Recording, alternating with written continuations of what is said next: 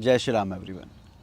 आप लोगों से कहा गया था कि आप अपने प्रश्न हमें भेजें, ज्योतिष प्रश्न, और हम उनका जवाब देंगे। जब बाहर टूर पर होते हैं ना, तो सारे क्वेश्चंस को इकट्ठे ले पाना, उनको सेलेक्ट कर पाना थोड़ा मुश्किल होता है, क्योंकि टीम भी इंडिया में होती है, यहाँ पर फिर उसको देख पाना मुश्किल होता है। तो हमने कुछ क्वेश्चंस तो कल आंसर किए लाइव सेशन में। जो बाकी कुछ और इम्पॉर्टेंट क्वेश्चन बच गए, उसके लिए हमने सोचा सुबह सुबह बीच पर जाकर शूट करते हैं। और इस काम में हमारा साथ दे रही हैं Reema Adnani. She is one of my student और बहुत ही अच्छी छात्र हैं, बहुत ही अच्छी सब्जेक्ट पर समझ रखती हैं। सो अब सीधे आपके सवालों पर चलते हैं। रीमा जी के अपने सवाल भी वो मिक्स कर देंगी, मुझे पता है, तो इसको मिला के फिर हम आगे बढ़ाते हैं। सो रीमा जी।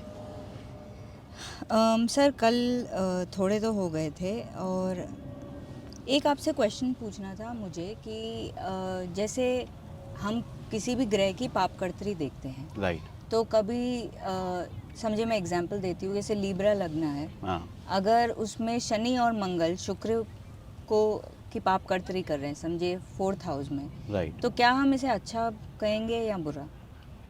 ये आपने अच्छा क्यों कहेंगे, वो ये दिमाग में क्यों आया? योग कारक की वजह बिकॉज से? योग कारक है और मार्स भी न्यूट्रल ही है except for Markesh, but otherwise it's okay. Agree agree. So मैं जो आपके सवाल से समझा, आपने कहा कि पापकर्तरी योग अगर कारक ग्रह बनाते हैं, कुंडली के बेनिफिक प्लैनेट बनाते हैं, तो भी क्या हमें उसे पापकर्तरी लेना चाहिए? ऐसा है रीमा जी, देखो, पाप ग्रहों में नाम अगर आप मुझे बताना ज़रा, कौन कौन से पाप ग्रह होते हैं? शनि मंगल राहु केतु सूर्य। ठीक है, फाइन। अगर हम मंगल और सूर्य को हटा दें, अगर कहीं भी शनि सूर्य या शनि मंगल आता है, तो दोनों में से एक तो हर कुंडली के लिए कारक बन जाएगा, 12 के 12 लग्नों के लिए।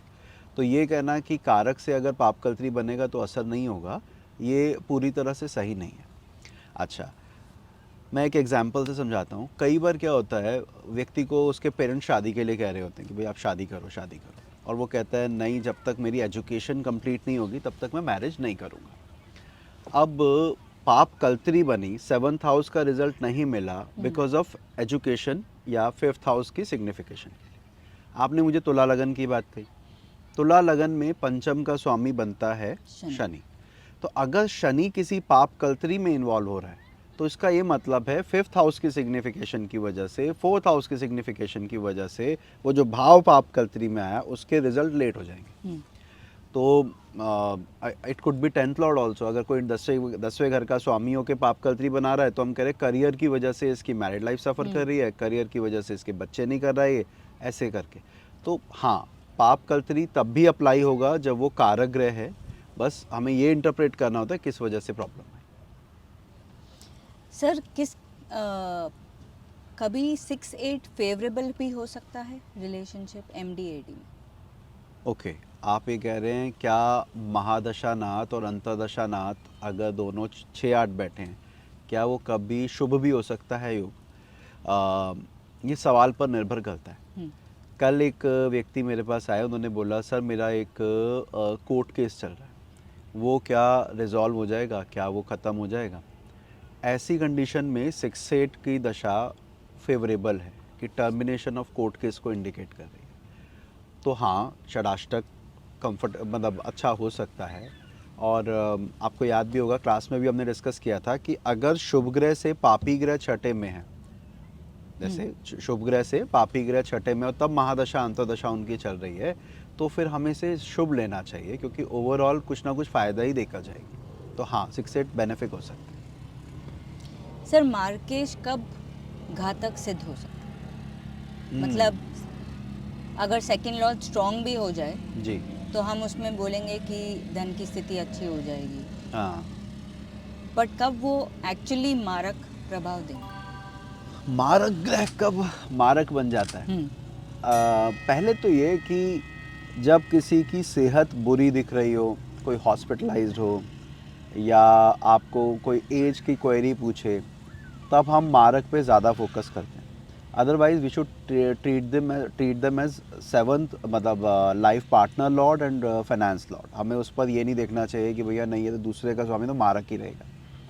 आपने जो पूछा, अगर लगन कमज़ोर है तब आपका ये मार्केश सेकंड लॉर्ड, हाँ 7th लॉर्ड बली हो, कनेक्टेड हों, आपस में कनेक्टेड हों, तो हमें मार्केश की तरह ज़्यादा ट्रीट करना चाहिए। मैं एक एग्जांपल दूं कि सपोज़ किसी का मिथुन लगन है, सेकंड लॉर्ड चंद्रमा बना, वो अगर 7th में बैठा है धनु राशि में, तो हम कहेंगे एक मारक भाव का स्वामी दूसरे मारक भाव में आया, तो यहाँ पर चंद्रमा का जो मारकत्व है वो थोड़ा बढ़ जाएगा।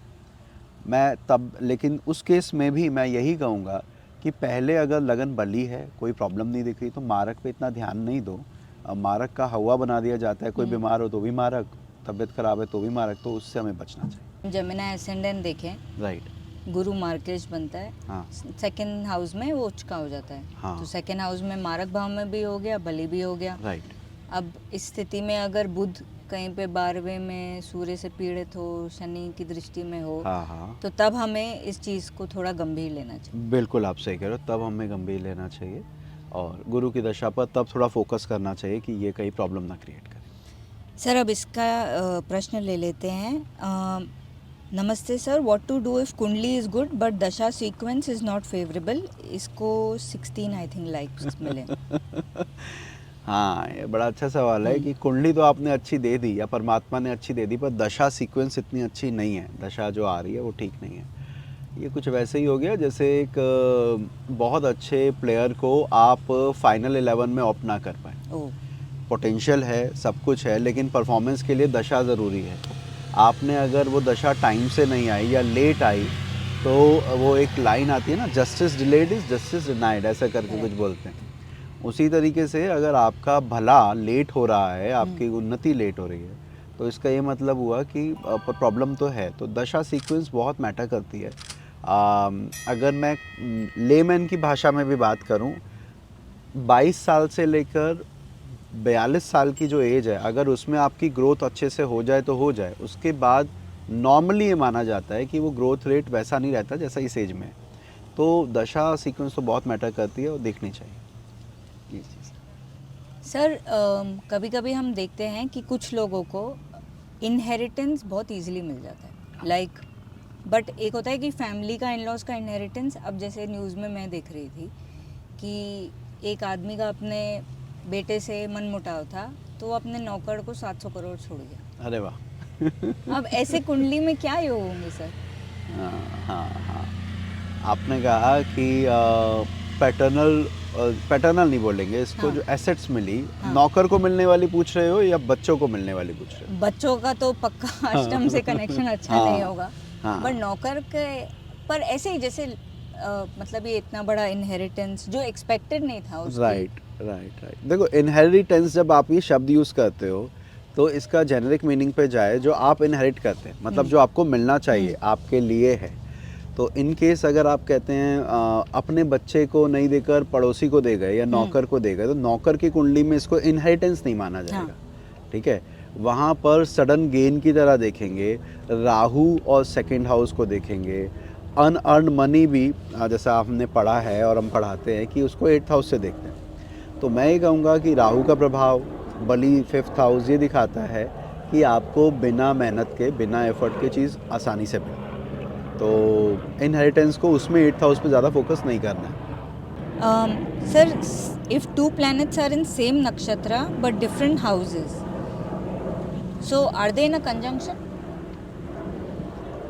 हाँ, अगर दो ग्रह अलग अलग राशि में हैं पर नक्षत्र समान है, सेम ही है, तो आप ये मानेंगे कि उनके बीच में जो गैप है वो लेस देन 13 डिग्री का है, तभी हो सकता है।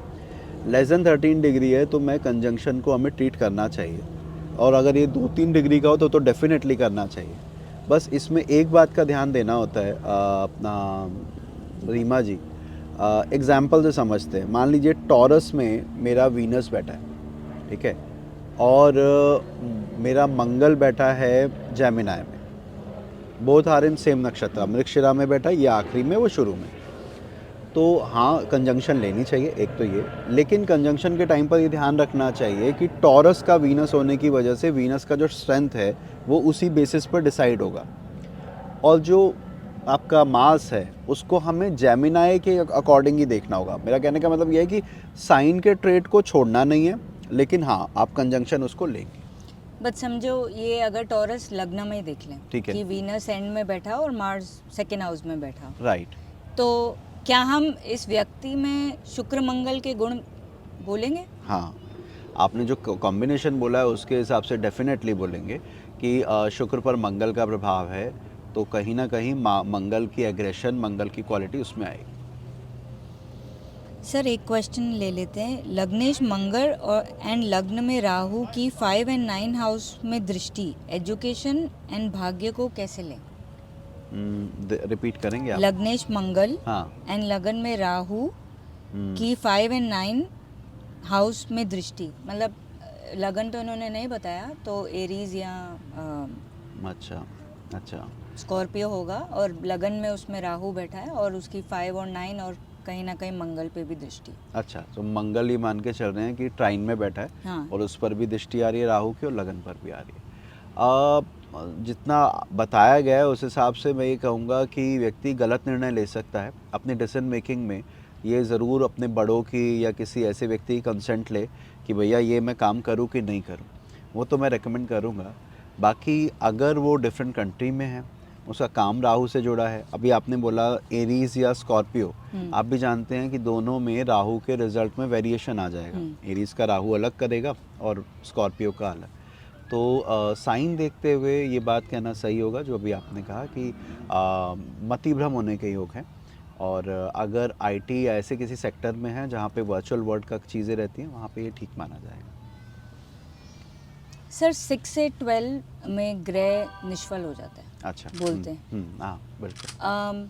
मेरा एक हमेशा से कंफ्यूजन रहता है कि 6 से 12 में ग्रह जाकर बली होकर 6 से 12 में बैठा हो, हाँ और केंद्र में बैठा हो बट शत्रु राशि में बैठा हो, हाँ। कौन सी स्थिति बेटर है? देखो, आपने दोनों बातों में बैठने की बात कही, लेकिन उन प्लैनेट की लॉर्डशिप की बात नहीं कही। नहीं, मैं इसको थोड़ा एक्सप्लेन कर देती हूँ। हाँ। कि समझिए लग्नेश, ठीक है। एक एग्जाम्पल ले लेते, एक्वेरियस लग्न में शनि बैठा हो 10th हाउस में शत्रु राशि में, स्कॉर्पियो में, ठीक और है। अगर 8th में बैठा हो तो वो मित्र राशि का हाँ, हो जाएगा। हाँ, हाँ, कौन सी स्थिति बेटर है? हाँ। ठीक है, बेहतर तो नहीं बोलूँगा, लेकिन दोनों का अंतर मैं ज़रूर हाँ। बताता हूँ। लग्नाधिपति अष्टम में गया, लेकिन वहाँ मित्र राशि का हुआ। इसका अर्थ ये है कि अष्टम के जुड़े कारकत्वों से मेरा कनेक्शन होने के बावजूद मैं खुश हूँ। मैं रिसर्च में हूँ, मैं आध्यात्म में हूँ, मैं ज्योतिष में हूँ, मैं इस तरह की चीज़ों में मुझे मज़ा आता है, वो मेरा ट्रेड हो गया। लग्नेश दशम में हुआ, जो कि एक अच्छा भाव है, कर्मों का भाव है, आप एफर्ट ज़्यादा करेंगे तो ग्रोथ के चांसेस बढ़ गए। लेकिन क्योंकि वहाँ पर आप शत्रु राशि के हैं, तो इसका मतलब है कहीं ना कहीं आप सफ़र, स्ट्रेस, आप में स्ट्रेस लेवल ज़्यादा होगा कंपेयर टू 8th हाउस बैठा जो आपने वर्गो का सैटर्न बोला, उसके मुकाबले इसको मैं कहूँगा ये प्रोफेशनल लाइफ में तो चलो अच्छा चल जाएगा, लेकिन उसके बावजूद इसके ऊपर तनाव ज़्यादा दिखता है। और वो जो कन्या वाला था उसके ऊपर तनाव कम होगा, जो भी 8th हाउस की सिग्निफिकेशन है उसको वो अच्छे से यूटिलाइज कर पाएगा। तो राशि और भाव दोनों को ही लेना। सो बट राशि में होना बेटर है, बिकॉज एटलीस्ट आपकी मानसिक स्थिति पे कोई फर्क नहीं है। अगर आप अष्टम का भी काम कर रहे हैं, मतलब आप जो अष्टम से रिलेटेड काम नहीं कर रहा है उसके लिए तो शायद प्रॉब्लमैटिक है, बट जो अष्टम से रिलेटेड काम कर रहा है उसकी स्थिति में इतनी कुछ प्रॉब्लम नहीं है। बिल्कुल आप सही कह रहे हो। आप भी देखो, अगर हम सिर्फ किताबें पढ़ें और किताबों में देखा लग्नेश अष्टम गया तो बुरा बुरा लिखा हुआ है, लेकिन जब हमारे पास चार्ट्स आते हैं, हमें कई अच्छे लोग मिल जाते हैं जो कि भैया इनकी लाइफ में तो कोई प्रॉब्लम ही नहीं है, लग्नेश अष्टम में है। जैसे फॉर एग्जांपल धनु लगन में अगर लग्नेश अष्टम में जाएगा तो किस राशि में होगा? उच्च का होगा। उच्च का होगा। फिर अभी आपने वो कुंभ का एग्जाम्पल दिया, ऐसे बहुत सारे एग्जाम्पल है जहाँ पे 8th में जाकर वो अच्छी कंडीशन में हो सकता है। तो वहाँ पर उन लोगों को परेशान नहीं देखा हमने। और जो आपने कहा कि राशि इज़ मोर इम्पॉर्टेंट देन भावा, इस बात से ये समझ में आता है। आप कह सकते हैं, मेरा ये कहना है यहाँ पर बहुत सिंपल तरीके से, एक है आपकी खुद की सेटिस्फेक्शन और खुशी, और एक है लाइफ की ग्रोथ और अचीवमेंट। हाँ, 8th से भी अचीवमेंट हो सकती है। हाँ। और अगर आप मित्र राशि के तो वहाँ की चीज़ों को भी बहुत अच्छे ढंग से आप इस्तेमाल कर सकते हैं।